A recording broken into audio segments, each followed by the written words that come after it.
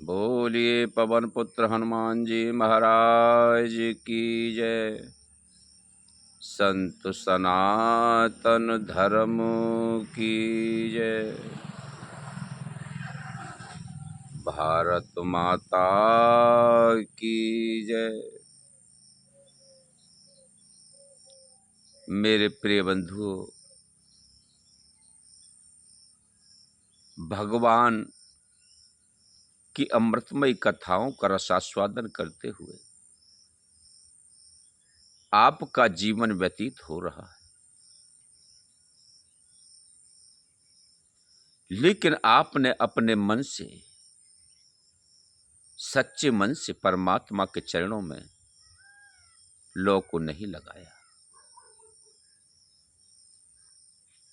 अगर उस परम पिता परमात्मा के चरण कमलों में आपका मन लग जाएगा तो प्राकृतिक ही आपके हृदय से यह व्यसन, अवगुण पलायन करते चले जाएंगे। आप हर जीव में उस परमात्मा को निहारने लगोगे। ईश्वर अंश जीव अविनाशी, चेतन अमल सहज सुख राशि। प्रत्येक जीव में ईश्वर का अंश मान करके उसे दंडवत करें, प्रणाम करें।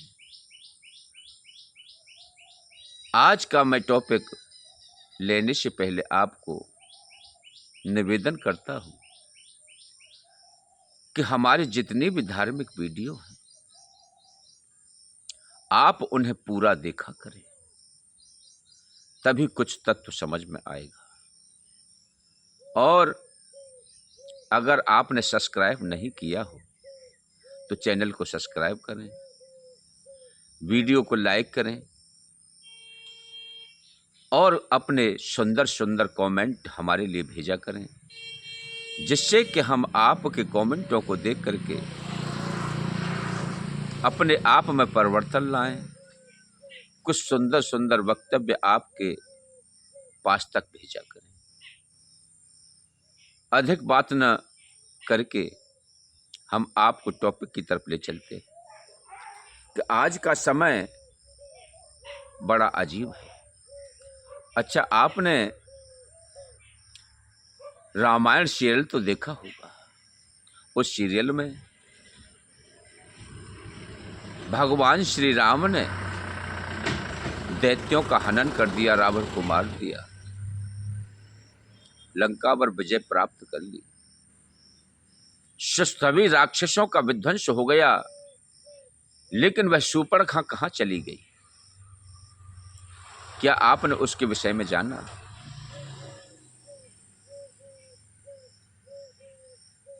अधिकतर लोगों को इस विषय में जानकारी नहीं है।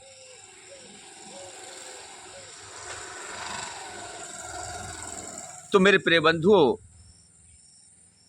शूर्पणखा रावण का परिवार का विध्वंस करा करके दैत्य गुरु शुक्राचार्य के पास चली गई। दैत्य गुरु की शरण में जाने के बाद में उसने निवेदन किया कि प्रभु, मैं आपकी शरणागति होना चाहती हूं और आप मुझे अपनी शरण में लो। दैत्य गुरु ने अपनी शरण में लेने के बाद उससे ध्यान साधना के लिए बोला।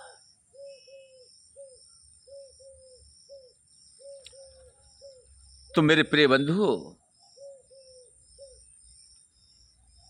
शूर्पणखा ने कहा कि हे गुरुदेव, यहां हर जगह वैष्णवों का निवास है, सभी जगह राम के भक्तों का निवास है। मुझे ऐसा स्थान तो बताओ जहां जाकर के मैं तपस्या करूं, साधनाएं करूं। तो शूर्पणखा को राजस्थान का रेतीला वन है, रेतीला क्षेत्र है, जहां पर कि न पानी की सुविधा है और न भोजन की सुविधा है और न वहां रहने सहने की सुविधा है। ऐसा जंगल बता दे कि वहां पर कोई भी वैष्णव भक्त नहीं आएगा, और वहां जाकर के निर्द्वंद होकर के भोलेनाथ की तपस्या कर।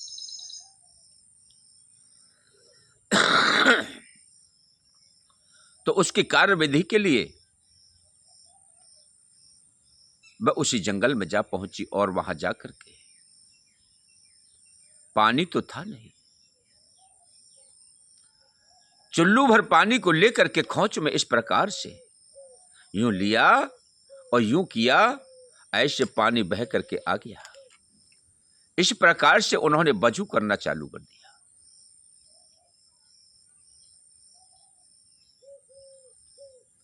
और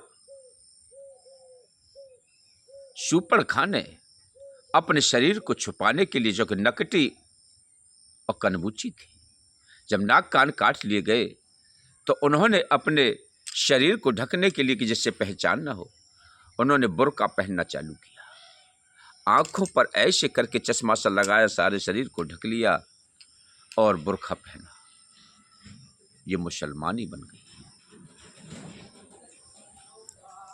ये जितने भी मुस्लिम हैं सभी राक्षस ही तो हैं। राक्षसों को सींग थोड़े हुआ करते। जो गलत कार्य करे, घृणित कार्य करे, किसी को सताए, जीव हत्या करे, वह ही तो राक्षस हुआ करते हैं। उन्होंने जाकर के जब रेत में बैठ गई तपस्या करने के लिए, तो रेत के स्थान को आपने देखा ही है, कहीं ऊंचा कहीं नीचा, कहीं नरम तो कहीं गरम। तो वहां पर घुटना टेक करके अपने आप को आगे कर बंद करके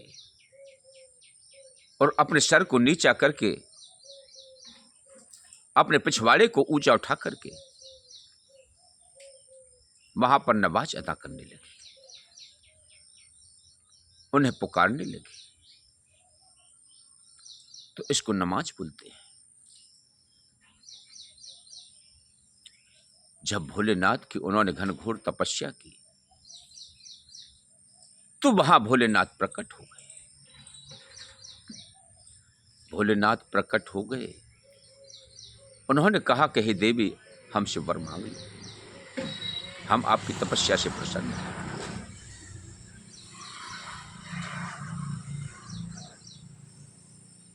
तो भोलेनाथ के कहने के अनुसार उसने कहा कि प्रभु, मैं किसके लिए वर मांग लूं, क्या वर मांग लूं? मेरे पास मांगने के लिए अब कुछ रहा ही नहीं। इसलिए मैं चाहती हूं कि आपको ही मैं चाहती हूं, आप ही मेरे साथ आ जाइए, और जिससे कि मैं आपकी आराधना करती रहूं, तपस्या करती रहूं। भोलेनाथ ने एवं वस्तु कह दिया। इस शरीर को भोलेनाथ के को लेकर के जब शुक्राचार्य को यह बताया, अब वह भूख से व्याकुल है। तो वहां पर क्या करते हैं कि अन्न जल तो कुछ था नहीं, फल फ्रूट तो थे नहीं। उस रेतीली जमीन से उन्होंने जानवरों का वध शुरू कर दिया और उन्हें काटे और भोलेनाथ को खून चढ़ाए और उसका भोजन करें।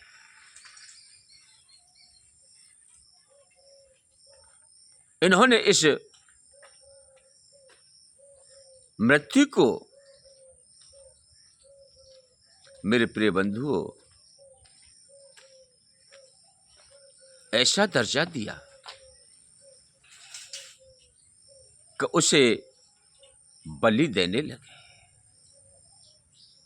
कुर्बानियां कहने लगे। क्या कुर्बानी इसी को कहते हैं कि किसी दूसरे जीव को जाकर के किसी के ऊपर चढ़ा देना, मार देना? अगर कुछ चढ़ाना है तो अपने ही पुत्र, अपने ही संतान को काट करके चढ़ाओ। तो उन्होंने मांस खाना प्रारंभ कर दिया। मांसाहारी हो गए।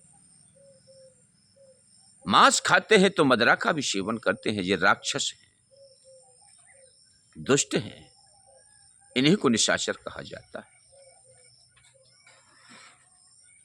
और यहां से ले जाकर के ये कावा के लिए ले गए और वहां जाकर के भोलेनाथ की प्रतिमा को स्थापित कर दिया। तो मेरे प्रिय बंधुओं, इसी रहस्य को जानने के लिए हमने यह वीडियो आपके लिए बनाया है,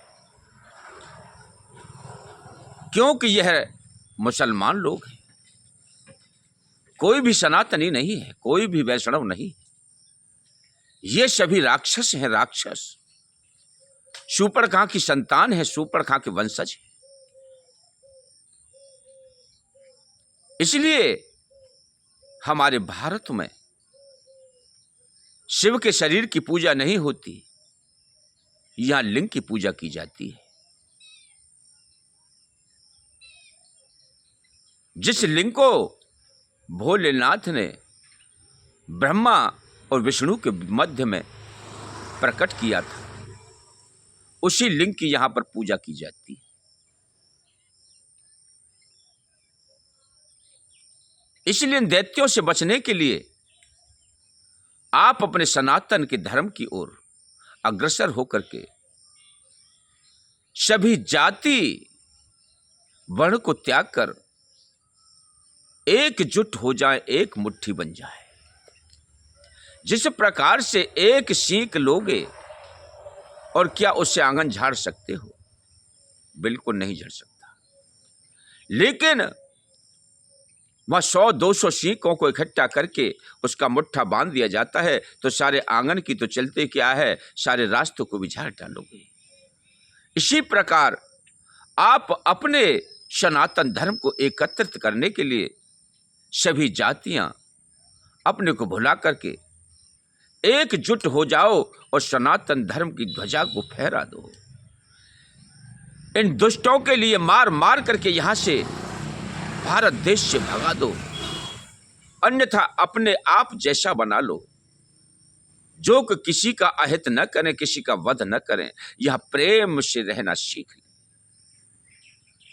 बोलिए संत सनातन धर्म की जय।